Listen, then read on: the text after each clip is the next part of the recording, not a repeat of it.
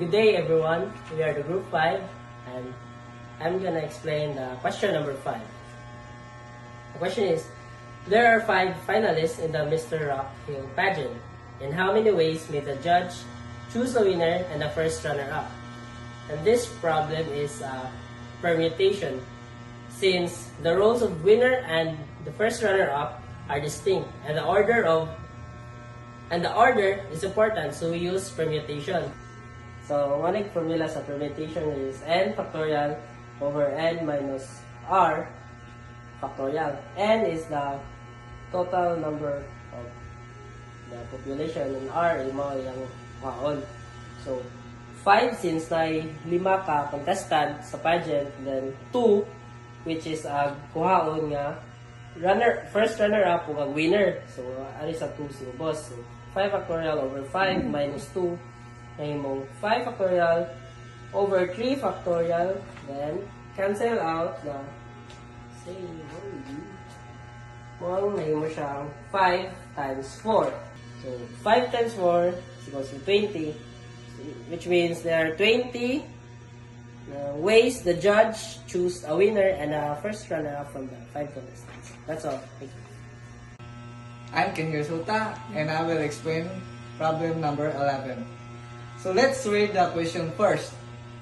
How many permutations are there of the letters in the word great?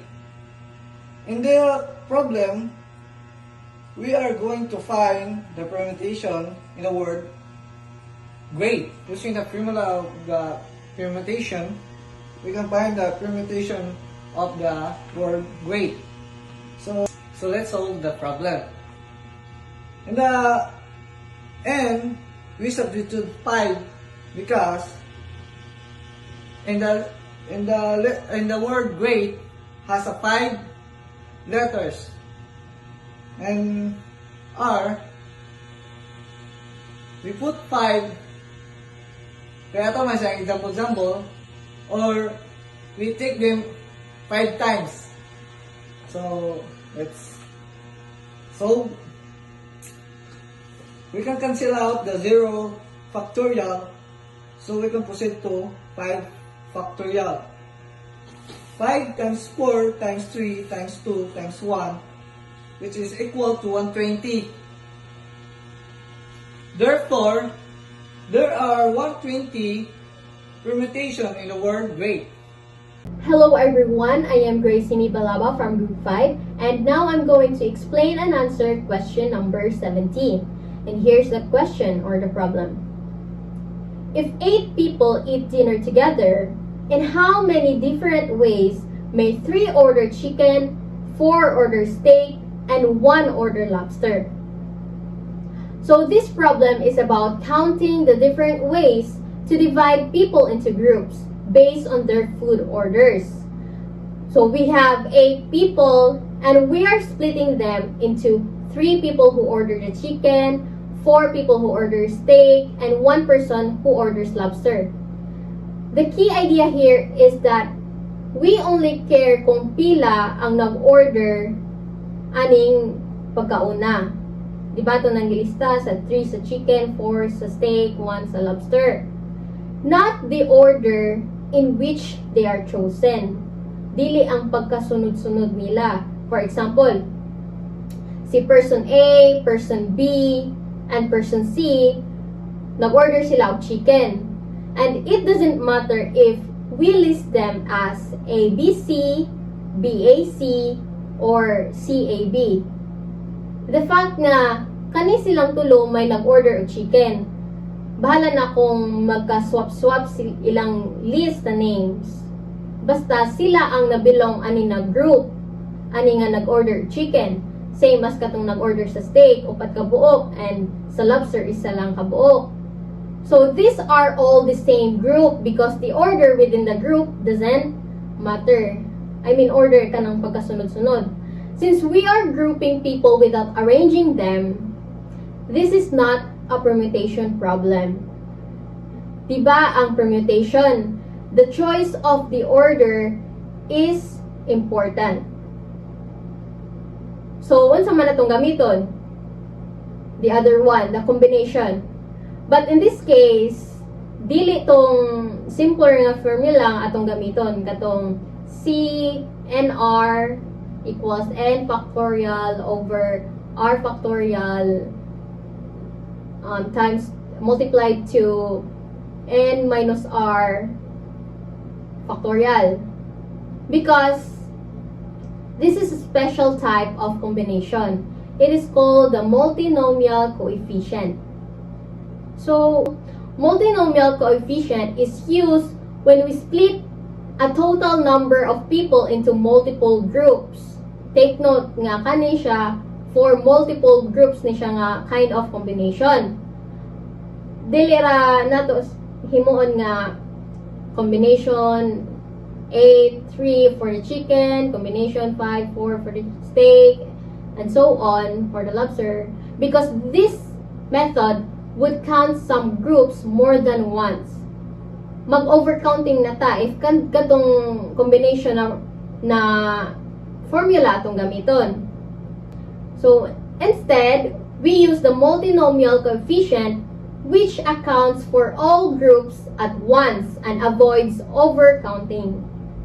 So, this is the formula: n factorial over k sub 1 factorial times k sub 2 factorial times k sub 3 factorial. So, unsa man na sila? Unsa may pasabutan ni nila? So, n factorial is the total number of people factorial, which is 8. So, 8 factorial.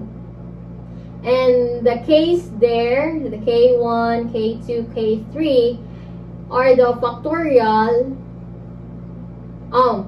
For the first one, k sub 1 is the factorial of the first group, which is for the chicken, so 3 factorial. And the second one is for the second group, 4 factorial for steak. And the third one is for the third group, which is 1 factorial for the lobster. So we have this formula. Ato nang i-substitute. We have 8 factorial over 3 factorial times 4 factorial times 1 factorial. And we have here 8 times 7 times 6 times 5 times 4 times 3 times 2 times 1 is equals to 40,320. And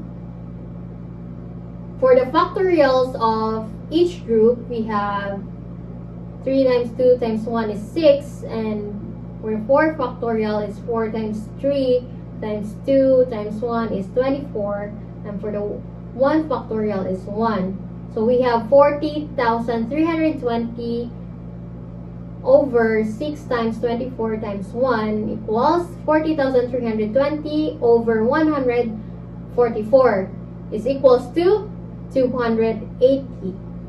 So the total number of ways the people can order their meals is 280 ways. Let's tackle number 23. So the problem states here that an art collector who owns 10 original paintings is preparing a will, and how collector leave these paintings in his 3 years. Since each painting is distinct and can be given to any of the 3 years, we need to determine how many ways we can assign each painting to one of their years. For each painting, we have 3 choices.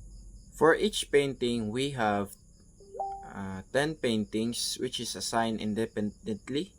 So we use multiplication principle. And this is why we multiply the number of choices for each painting, since the paintings are distinct, changing the distribution results in different outcome. For example, if we have 3 paintings and 2 hairs, the number of ways to distribute them would be 2 to the power of 2 cubed equals 8, where each painting has 2 choices. And we go back to our problem that we have 10 paintings and 3 hairs.